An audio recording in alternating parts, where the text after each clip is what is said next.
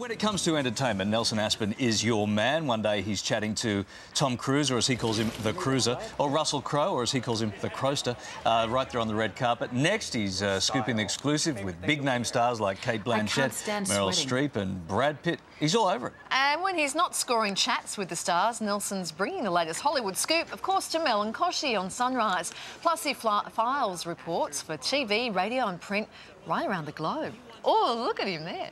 Sounds big, doesn't it? Nelson's downtime. In that downtime, he's written a book, because he's got so much spare time. He's called it Hollywood Insider Exposed, and he joins us now. Good morning. Welcome back to Australia. It's lovely to be on your couch, guys. Not as comfortable as it looks on the telly, It's okay. I suffer for my art. You're so nurturing of Dakota, and I was thinking, gosh, you nurtured Carrie Bradshaw in Sex and the City. Are you a nurturer?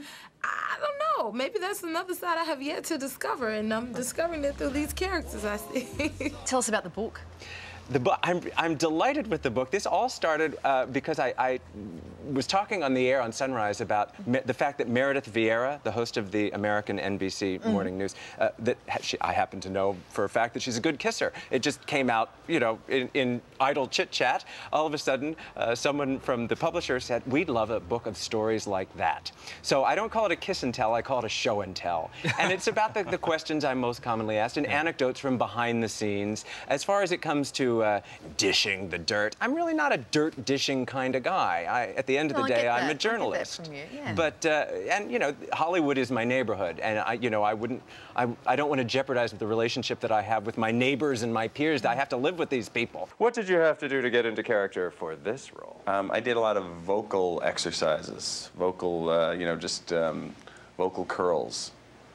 People don't know you can do that with your esophagus. In a few short hours, these stands behind me here are going to be filled with screaming fans calling out to try and capture some attention from the likes of Tom Cruise, and Kate Blanchett will be here, and you know, everybody. It's a really happy thing. It's actors honoring actors, so it's a big, you know, self-congratulatory love fest.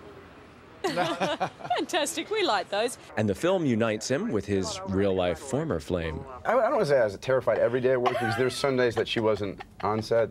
But for the most part, it was people walking on eggshells. There were a lot of tears. The key grip actually wet his pants. There seems to be a dichotomy between straight dating and gay dating in this.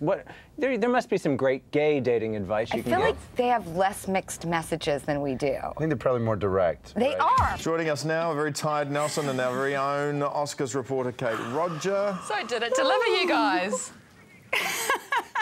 Who says the parties are over?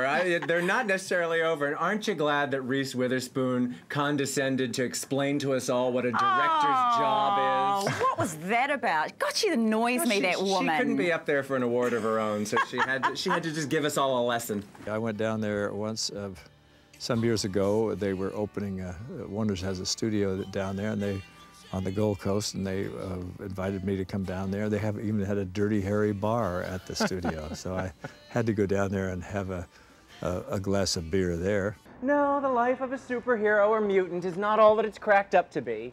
Just ask the Watchmen.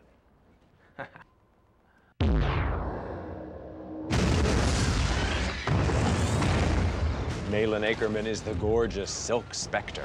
You went from supermodel to superhero. What was involved in that training? Did you have to do something special, or just your skill in walking in heels was enough? Oh, you know, I was just born to be a superhero. No, it actually took a lot of training to try to get you trained by ex-Navy SEALs and then fight coordinators, and I mean, there was a lot of physicality to it that I'd never been a part of before. As a history buff, from the very onset, the announcement of this film, I've been waiting, and it did live up to all my anticipation. Did it live up to yours?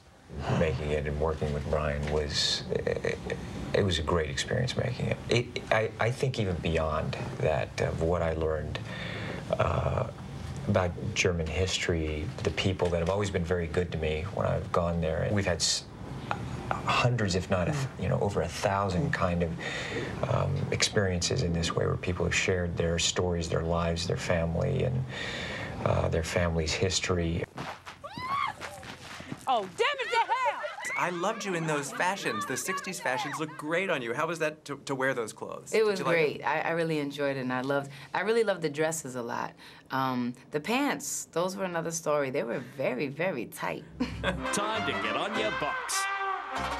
And speaking of working him hard, Nelson is on his box. What's on your mind, Nelson?